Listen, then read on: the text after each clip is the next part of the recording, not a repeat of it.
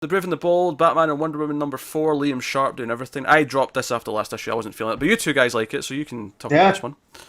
Oh man.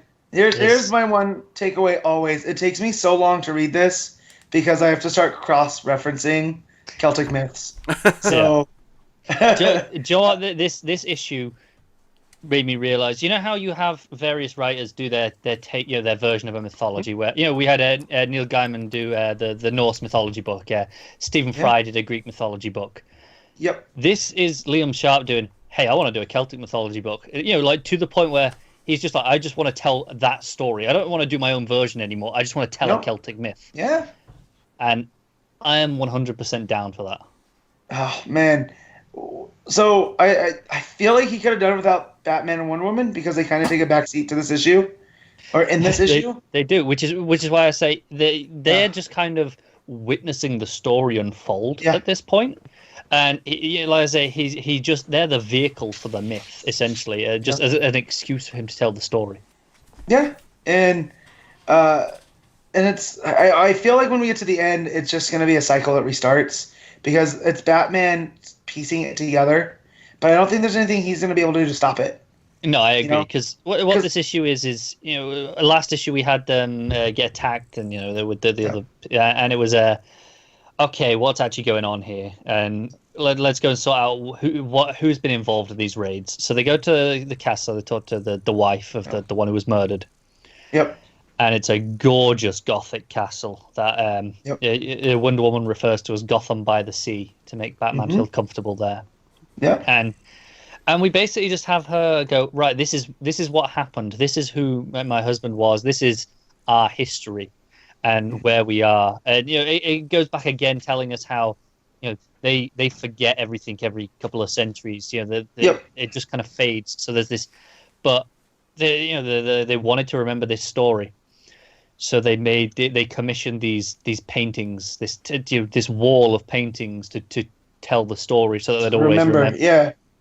And so even if they don't know the context, they'll know this was important, and that's kind of how history goes, right? That's myths and legends, and you get this story of the Fomorians coming together with the Dadonin over the Sea Fomorians, which it cracks me up that there's no other name for them.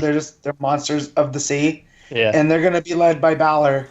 And then you have the current king of the Dadonin, Fionn McCall, and I know enough from reading that they're going to.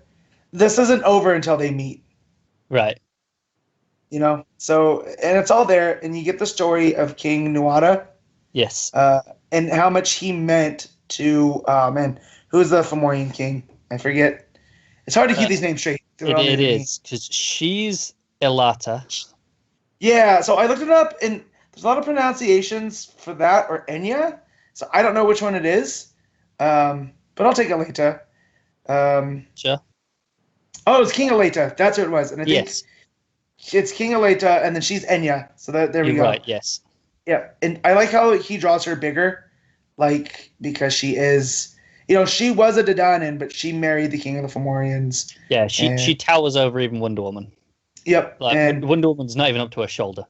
Yep, and so you get this story of King Nuada and how he fought the Sea Fomorians and really made Elena proud, and then he died in a battle.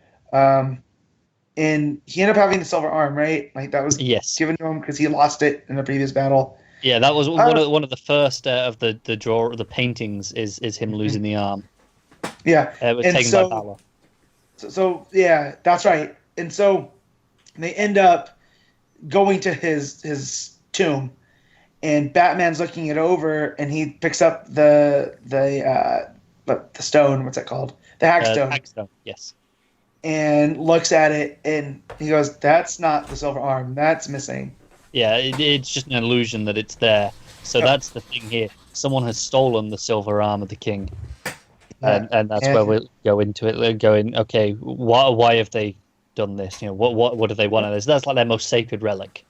Yep, and it keeps going. And early on, you had Fionn McCall arguing with the Fomorians Yes. the guards about all this. They did it on purpose. And by the end of this issue, it looks like the Fomorians and the Dedanin are going to war.